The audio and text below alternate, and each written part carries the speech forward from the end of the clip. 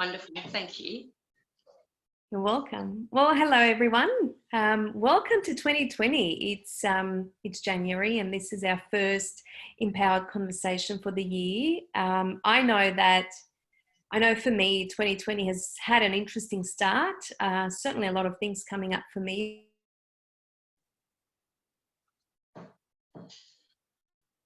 By way of, well, some of you other women, that's been the case just through some of the conversations we've been having.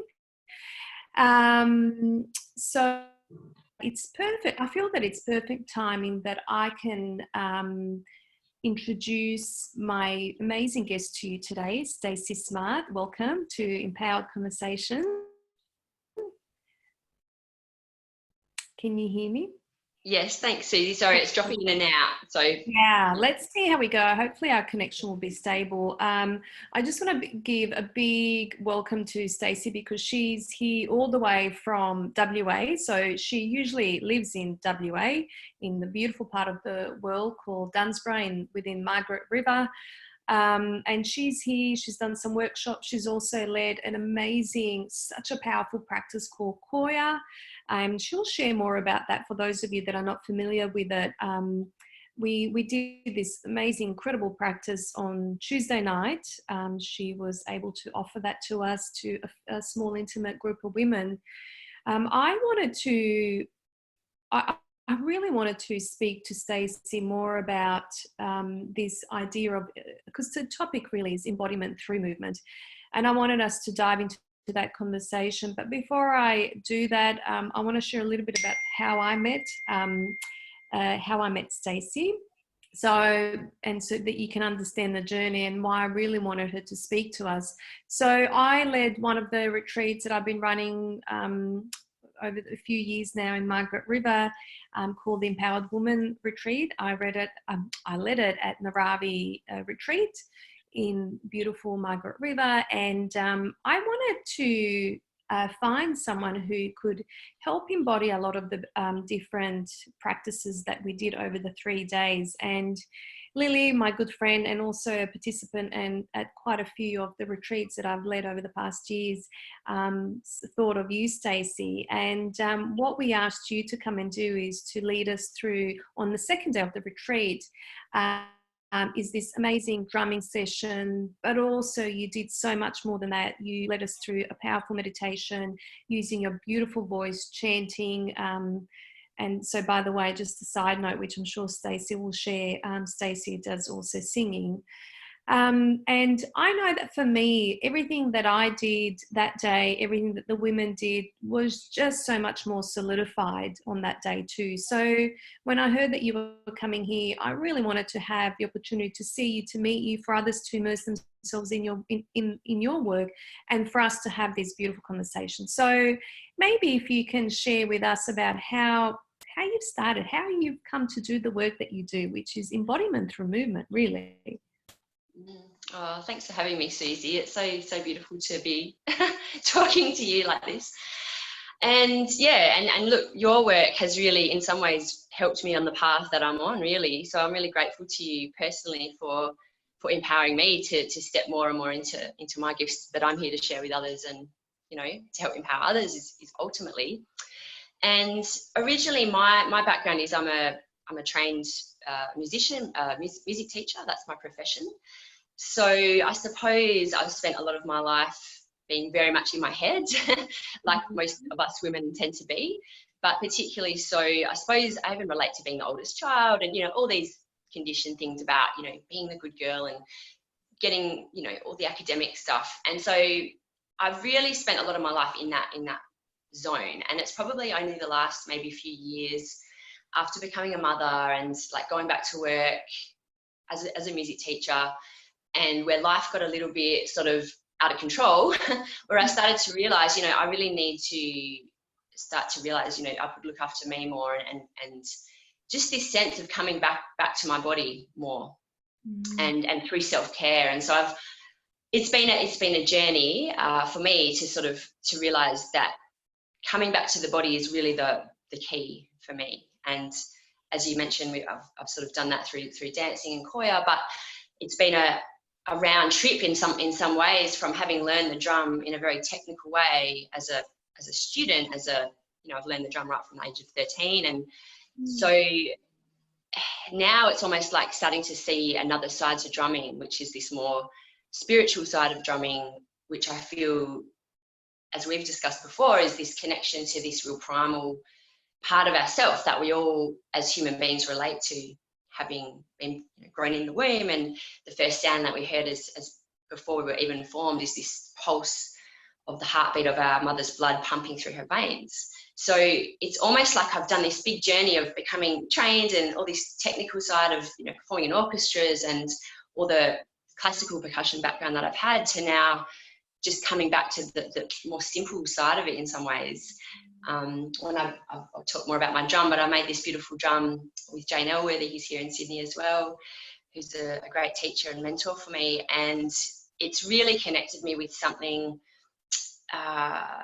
just something, it's connected me to my power, I feel. And the dancing's probably connected me to it's all body, but I feel like I've gone in different directions there, but hopefully that answers your question. That is beautiful. That's so much. But I'm going to hone in, and I'm going to go with the last thing that you mentioned, which is you being connected to your power. And I know that more and more women are seeking that, whether it be conscious or not, but it's like they're feeling that they're being called within, there's that calling within, which you can call, I will say their power, their feminine, their nature, their inner voice, their guidance, whatever it is. So I want to know more from you, like from your experience because you lead drumming classes, you have led, but also Qoya, and this beautiful dance, this beautiful movement that really awakens us within. I want to know what happens, like how, you see women, you witness them go through this journey. I'm sure you see them as they come into the class, and then towards the end of the class, and maybe you've seen some women several times who've attended your sessions. What happens to women when they listen to that, to that power? What's the transformation? Obviously it's not a one fit for all kind of process, but I just want to know from your experience, from your own witnessing. That's a good question. What's the transformation when they step into their power? I think it's just trusting yourself more, and nothing's really coming to mind specifically, but I just feel like there's something about owning our voice and owning, I suppose the drum, it just symbolizes, it's almost like this tool that can help to symbolize our inner power. I definitely feel like the drum for me is the piece that connects to the power, where the dance is more the sensual side of things to the body. But I feel like the drum for me it's this earth, it's this connection to earth that I just hear so many women talk about, that they're called to it. And I guess it's almost on a physical level, it's physically grounding. There's a huge amount of studies that have been done into the physiological effects of drumming and how much it actually changes us on a physical level. It's not just, I don't go so much into that because I know it from experiencing it. But if you are interested in the scientific side, there's huge amounts of studies now into that. And obviously we know, back in the shamanic days, not shamanic days, but all indigenous cultures have used drums as ways to connect to our higher self. So I suppose in a roundabout way of answering, it's just this real deep, it connects us deeply to something innate, which I suppose connects back down the line in some ways back to our indigenous roots that maybe we've disconnected from consciously, but we still have them within us, within our DNA. So it's a bit of a tricky one to answer in words, but it's an embodied feeling of just, people feel it, they hear it, they know it. It's like they know it deeply, and that connects them to the truth within. I think I feel that you've you touched on that. You answered that so beautifully from your own truth. I mean, what's amazing is even as we speak about it, it's like I felt that we both entered deeper within ourselves, and you took the time to go, well, how do I answer that? Because how do you answer something like that with words? But as women, we feel it. And maybe on that note, I just want to pause before I ask you something, that is that, given the topic of our conversation, which is embodiment through movement, that we need to listen more within and listen to our body and listen to what our body wants us to know and how it wants us maybe to move, and moving emotions through, moving our thoughts through, moving our inner potential to just listen more. I mean, I know that starting this year, I got into my head a bit because of what was happening in terms of fires. We were caught in Canberra, and I am driving up to Sydney. I brought that here. I was just like, stuff was bouncing off in my head, primarily fear driven, took me to different places. So we're 2 or so weeks into the year. And I can honestly say that doing your Qoya practice, which is so embodied, was perfect timing, because it's brought me back. I feel more grounded. And here I am asking you to answer something and talk about, this inner power that really can't be talked about, but we want to give it a little bit of guidance so we can go deeper within. But I guess we're, through our conversation, we're inviting women, or at least I am inviting, I feel, and I know that you do that through work, to invite women to listen to that inner rhythm, which you guide, facilitate through the drumming. So this might be a nice way to maybe invite your drum in and maybe talk about it a little bit more. And by all means, Stacey, feel if you want to guide us a little bit through a few different rhythms, movements, the floor's yours, so to speak. Okay. Well, yeah, this is my drum. I played it a bit this morning, but I have to say now, because it's so humid today and rainy, it's not sounding the best. But yeah, I made this drum, as I said, with Jane Elworthy in a beautiful ceremony.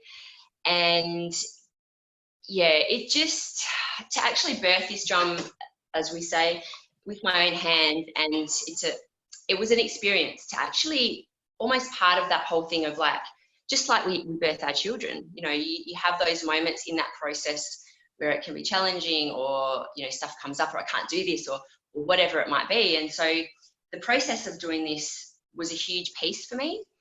And if I just go on a slight tangent, I feel like having birthed this drum actually did, it sort of awakened something in me with regards to definitely stepping into my voice. It feels like this drum has helped me to suddenly start to sing more, spontaneous singing and drumming, which is a practice that I aim to do as well as another way to come into the body. And I've forgotten what the question is, but inviting the drum into our conversation and seeing if you feel so, intuitively guided to maybe share, or maybe even to play it, if to the degree that you feel, just so women can experience that for those that haven't, and to think about how they may incorporate, how they may connect more to that. And we can talk a bit about that. I'd love to hear that. All right. Well, maybe I'll just play a little bit, and excuse the drum sounding a bit flat, but it is, that's the beauty of this natural instrument. It's it weaves with nature and being a natural skin. So sometimes it changes sound, but yeah, I'm just going to sing a little bit and drum a little bit, just what comes through as a bit of an offering for any of the women listening. And you just get whatever they need from this.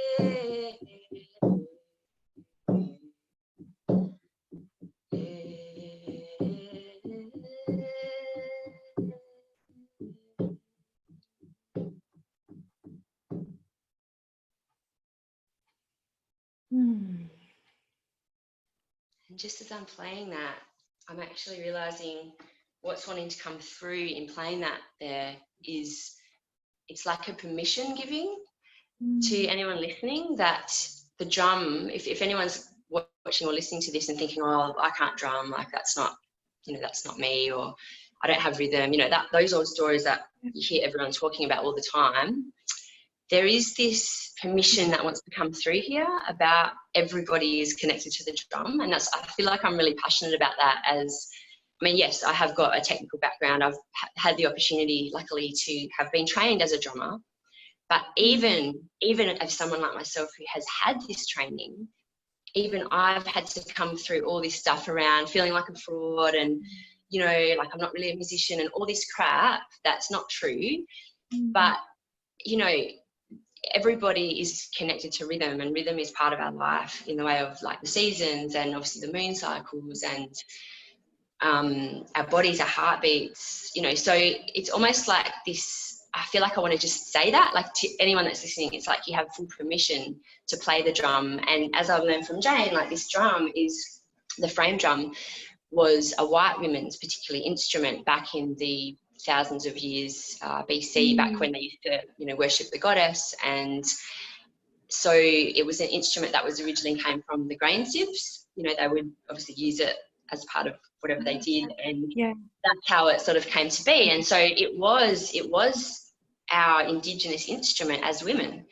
But what happened obviously through the time when, you know, the drum was taken away and it became an act of heresy, it was banned for a long time to play the drum, and so there was a lot of fear that came up around the drum. And so, you know, that part of our culture was taken from us, and I think it's just really only re-emerging now. So I think that's also part of the conversation about stepping back into our power, is to claim this instrument again as our own, and we play it in whatever way it feels true. It's not about having to win Grammy Awards playing a drum. It's like we all play it in the way that's true for us, which is about stepping into our power. Yeah. Firstly, thank you so much for allowing us to hear that rhythm, the rhythm that you were sharing with us, which I know when you played it, for me, what was happening is it's quite moving, like almost teary, but not teary in this way of sadness, but just teary like I'm home, you know, and I felt that energy movement through the base of my pelvis. So, you know, I feel like, you know, what you said, it's like the permission, giving ourselves the permission to do that, and to connect to that rhythm, whether it be via the drum. I mean, I'd love to know more about where we have access to that. But second, on a whole other level, like to really connect to that rhythm within of what it is that wants to come out, what it is that wants to speak, what it is that we're being driven to do, to express, to feel, to, you know, give, or to even receive. So, and you've done that in such a powerful way through the drum. So firstly, thank you for doing that, because in those few seconds, I think that those that will listen can feel that the line was cutting a little bit, but I certainly felt it. So Stacey, for anyone who is interested, is drawn, I know that we have one woman who has done a lot of drumming, and she will definitely resonate and connect to listening to this. But what, you know, in terms of having access to a drum, where can women find this, especially the one that you have? What can you tell us? What's the name of that particular drum? Because not everyone's going to be able to see the conversation. They'll be listening in, especially on the podcast. Yes. So this particular drum, frame drum, is, as I said, made with Jane Elworthy, and this is one of her kind of creations. It's a ritual drum, so it's a little bit of a hybrid in a way. It's got this wood piece at the back of the drum that you hold with your hands, and it's covered with this natural deer skin hide, and you're playing. You can, but the thing is, you can play with your fingers. So a standard frame drum is usually just a round drum that you can put your hand in, the same as this one in the back. You put your thumb in the back of the drum to hold it, and you can also play with your fingers. So more like sort of.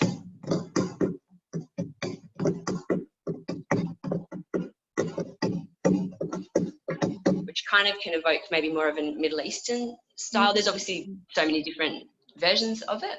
Mm. But it kind of also acts as a bit of a hybrid drum, this particular one with the stick. So you can hold with your hands and play with the beater, which is a little bit more of, I suppose, when you think of a shamanic drum, Yeah. or maybe American Indian, if people have seen those kinds of drum, it's kind of acts in that way as well. So you can play with the beater, as I did before. So yeah, it's a little bit of a good question about how to find these drums in your area. Like it's a little, I think the journey, like people often talk about, it's almost like it'll come in when it's ready to, and it's like people talk about animals, like having a pet or having a child. Like it's a bit like that, because I know for me, when I'd been looking to make a drum for a long time, and it was like the stars just weren't aligning, and then this opportunity came up with Jane, and it was meant to be her last time she was ever going to do a drum making workshop, but I believe she's doing them again. So for those in Sydney, I would highly recommend checking out her website, Return to Light. So, but yeah, like there's lots of people making them. So I suppose it's just people kind of looking into their own areas and following what feels true as well, because obviously different people resonate. Of course. Different people. What else did you ask? Keep forgetting. Yeah, no, well, that's perfect. It's more around how do women have access to them, and you're saying that, well, you know, as you become more intentional, I guess, in practicing or wanting to know and wanting to connect to the drumming practice, the information becomes available, and I believe that, or you meet people suddenly. So I know that there are drumming classes in Sydney, so that's something that you can Google. Two, Stacey's mentioned Jane Ellsworthy. Oh, no, Elworthy, yeah. L-W, yeah, Elworthy. There's some ladies that train with Jane as well over in Perth, who are making drums as well, the women's half. Yeah. It's something I would love to do at some stage, but it's definitely not on my immediate thing, but definitely one day I'll be doing it, hopefully, as well. Yeah. And I'm just trying to think, like, I do have a free Facebook group, if that interests anybody, called Wise Woman Rhythm, that people can come and join. We're just sort of sharing resources in there. Yeah, it's sort of been a bit inactive for a while, but starting to share a bit more, and anyone that's called to the drum, that's a space for them to maybe share chants or learn or interact with other people on a similar path. Yeah. Okay. So that might give a few starting points anyway. Include your details. I will definitely include your details in the notes, and the Facebook group, and certainly you do beautiful newsletters, and I think they're quite insightful. I really enjoy reading them. So if women want to sign up to that, they can go to, is it Stacey Smart? Yes, staceysmart.com. Yeah. Okay. Yeah. Okay, cool. So I'll include that as well. But just if we can come back to, you know, we're talking about drumming, and that's one way that women can certainly embody that and connect back to their own rhythm from your own practice experience. And maybe this brings us to Qoya. Are there any other ways that women can do that? Yeah, definitely the movement for me has been, I don't know, it's the biggest piece that it's almost like allowed the drumming in a way now it's almost like I had to park that for a while I really stepped into my body more. And now it's like the drum is kind of stepping more into its power through the movement that I think I've been doing as a regular practice for the last couple of years, over 2 years now. Yeah. So yeah, I don't know if you want me to talk a bit about that. Please, yeah. So if you can share more about, for those that don't know, what is Qoya, and what you experienced. I mean, I know what I experienced just for that one night. Yeah, if you can share a little bit more about that. Yeah. So yeah, Qoya is a movement practice, a divine feminine embodiment practice based on this simple idea that through movement we remember.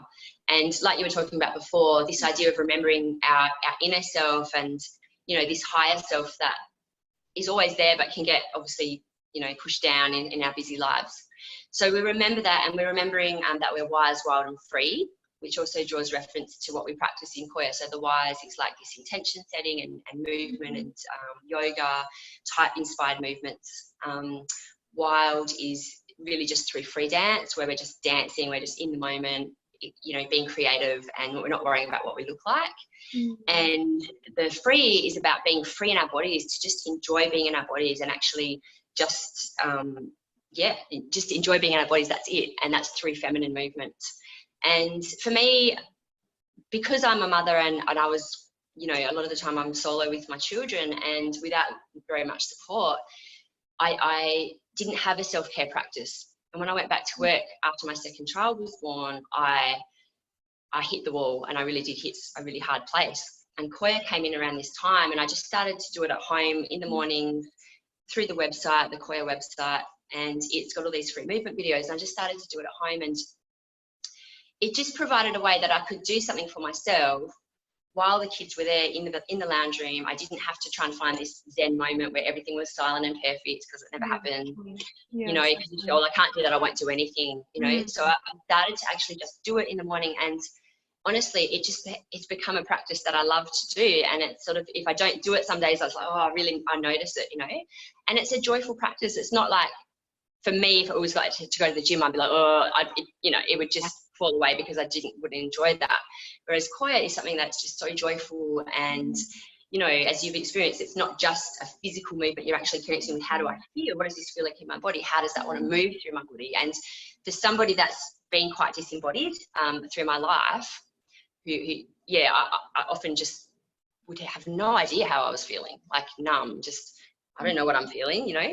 And so Qoya has really helped me to actually go, oh, what am I feeling? How does it want to move through my body? So it's almost like, I think of it almost like flossing my teeth. Like, it's almost this, when you've got sort of stuff that sits on us through our day-to-day lives, it's a way to kind of get rid of that, or at least to honor that, or process that in a simple way.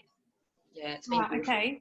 I just want to come back. That's huge, actually. So it's a practice that can, I mean, it's one beautiful practice, and you can find videos, kind of shorter videos of just how to do it, maybe. And again, I can share that in the notes. But what you hit on is really important, that it can help you kind of clear or just come back to grounding after things kind of accumulate. And that happens for everyone. No one is exempt from that. And particularly us women, because we tend to take on, because we feel so much more, because we're connected to emotions. So this is one of those practices that can really help us with that. Absolutely. Okay. Yeah. Absolutely. Okay. Thank you so much for sharing that, introducing us to it, because like I said, I've heard of Qoya through you, but I never had the opportunity to practice it. My first time was, I got initiated. I'm just, you know, my initiation as in first time practice was on Tuesday night, which was just beautiful. It was so delicious, sensual, fun. I found it fun, playful, and powerful. Now, I'm excited about doing some of this and looking at some of the videos, supportive videos. And like I said, I will share some of that. So there's so many ways, like as women, there are no excuses that we can, you know, it's like you said, I love that you shared that with us. You know, it's not an all or nothing. It's like, well, it's going to be in 1 hour, otherwise I won't get the benefits. And it doesn't work that way. It's all accumulative, and it's all accumulative over time. So whatever we can fit in to do it, whether it be dancing, you know, to our favorite music, if that's how it needs to start, in the kitchen, to remember that part of us, because that's our own rhythm, isn't it? But there's so many other different practices that are maybe more structured, and yet within that structure, there is freedom to explore and to connect within. Okay, so, you know, I'll share all of these brilliant resources because you've shared them with us the other night, and so I've got the links to them. What I would love, if you can share more, Stacey, before we start to wrap it up for our, you know, amazing conversation, is, okay, what tips have you got, or what, you know, what do you want? What can you share from your own wisdom, your own guidance, for women who might be struggling even to go inside their body? Because a lot of women are just like, to go inside the body is too much, whether it be because of shame, whether it be because of anger, or it's just not a familiar place to be in. It hasn't been safe for whatever reason. Yeah. So just some tips to come back to the body. Yeah. And it's so true. Like we do numb, like you said before, we do numb because it's too much. Like if we actually delve into what's there, we're maybe scared of what we find. But I suppose what you said before, a fun way, it doesn't always have to be hard. I think that's always a good reminder too, that, you know, when we're doing this work on ourselves, like this serious work, like it can actually be fun. And so I'm sort of thinking two things, like maybe put on a song that, we did the shadow dance the other night. So that, I think that is a powerful way to, if you do have some strong emotions coming out, you know, putting on a song and just let the feeling move through your body in whatever way it wants to move. That can be really honouring. That can be hard though. That can be difficult to bring yourself to. So another way that we did is the shaking. So just putting on a really upbeat, fast song and just shaking through all parts of your body, and just, you know, that's a really beautiful way. As you talked about, you know, through your research, looking into the Peter Levine work, and which is where the shaking comes from in Qoya. So that's a really good way to come back to the body and also offload any excess stuff that we've picked up. And then putting on just a favourite piece of music to dance to that you just love dancing to, and it's just fun, and that's a perfect way to do it as well. Just enjoy being in your body. Yeah. I'm so glad you mentioned. Thank you so much for sharing those. So the first one is, you know, if you've got intense emotions or you've got stuff going on in your body, to just pick some song or music that can help you with that, and just allow your body to move to that music or song. And then the other one was to shake it off. And I just want to touch on that, because my experience of shaking it off when we did it in Qoya the other night, it's really powerful how so much gets stored. And when we actually shake off, like, you know, we did it individually, different body parts, but children do this all the time. You know, they say shake out the sillies. They do it because, you know, that term comes from watching kids, you know, shaking it off. So to do it more often, and I was sharing this with somebody the other night in Qoya, is, you know, this is such a beautiful practice and a powerful practice to do at the end of the day. You know, I usually have a shower at the end of the day because that helps me cleanse, kind of feel like I've cleared my day. But to incorporate something like this, oh my gosh, would be amazing. Yeah, definitely. I'm glad you mentioned kids, actually, because that's another thing I always like to remind people, that children innately know these things. They know how to dance, they know how to drum, they know how to sing, or at least they don't care what it sounds like. They just do it. Exactly. And so for us, like, yeah, and it's the same for us. We have that innate sense. And just one more thing to add on about the voice. Like, I feel like for me, when I'm really in those places, my darker places, really, sometimes I feel like I don't want to drum, and I don't even want to dance. And what I find for me really helps is the voice. That's the other piece, is the singing. And, you know, just singing a song like that I love, or I mean, it could even just be, you know, just toning a sound, just like or ah, you know, just anything, like just a way to come back to the body. And I find that can be really soothing. The most soothing thing when it's really particularly hard. So that could just be something that's useful for people too. On that note, and thank you for mentioning that. So the voice, is there a particular toning sound that can help in, or that you find healing, or that you find really rejuvenating in certain situations? I know that may be a hard one, but I'm just curious from your experience.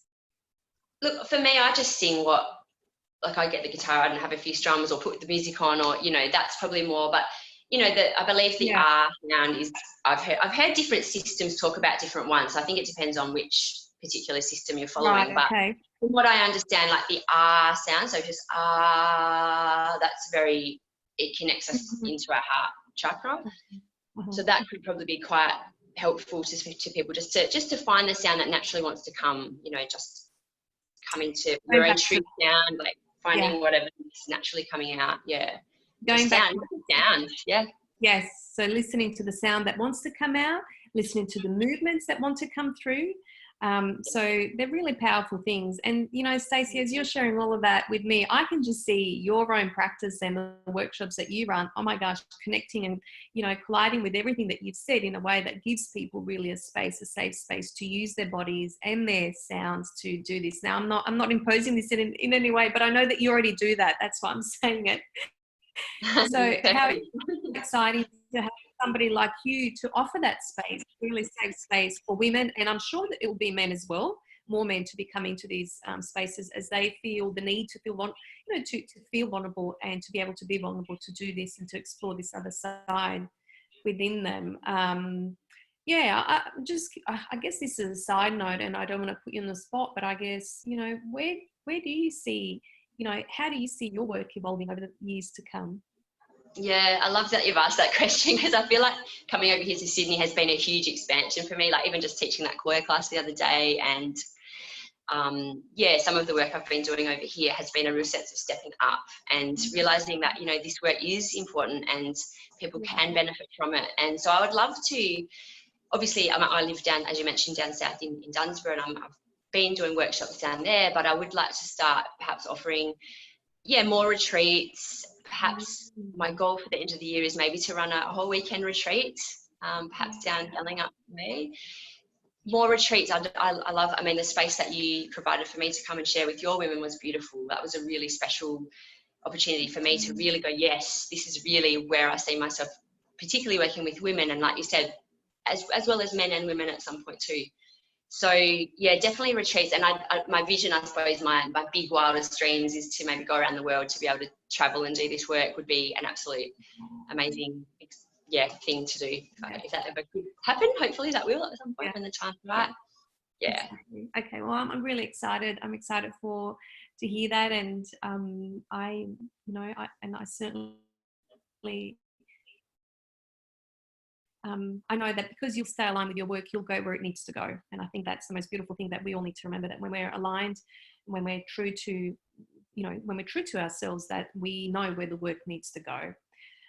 So on that note, we encourage everyone, I know I can speak for both of us, for women to really, again, come back and listen to those inner rhythms and voices and desires, and honor them, like outrageously honoring them. And, hello, message to myself here as I say that, on a whole other level, not because I haven't been, but it's like a whole other level, like another level more of that. Really? Yes. And going back to what you said, let's give ourselves the permission to do that, to honor our desires at a whole other level. And this is not those desires, like, when I'm not talking about, desires for the sake of avoiding what we really need. Desires like real, full, listening in on what's coming through, and just aligning with that and doing it. So, Stacey, any last remarks or message that you want to leave us with before we finish our beautiful conversation? I think I just want to say that our bodies are sacred, and even though there is so much stuff around our bodies, like to really honor your body, to honor our bodies, and to know that this is the vehicle that we're given in this life. Once we're dead, we don't have a body anymore. So to really, I guess, be grateful for our bodies, and not be scared to come into our bodies, because there's so much gold there once we tune in, and like you say, to connect into our inner wisdom. To do that through the body is just so powerful. So thank you so much for inviting me, Suzi. It's just been such a pleasure to share with you. It's been so refreshing and rejuvenating, hanging out with you, and being part of your offerings, your workshop, and certainly your gift that you offer through your drumming and Qoya and movement, and your beautiful chanting. I certainly hope to be part of that in the future some way. I just trust it. I don't need to plan it. We don't need to, like this just happened, right? You coming to Sydney, staying with us, and that's what I want more of for all of us. I know that will happen more for me, because I want more of that. And so thank you, really, thank you. It's been such a beautiful gift. Oh, you're so welcome, and thank you so much too. It's definitely been completely, mutual, and thank you. Yeah.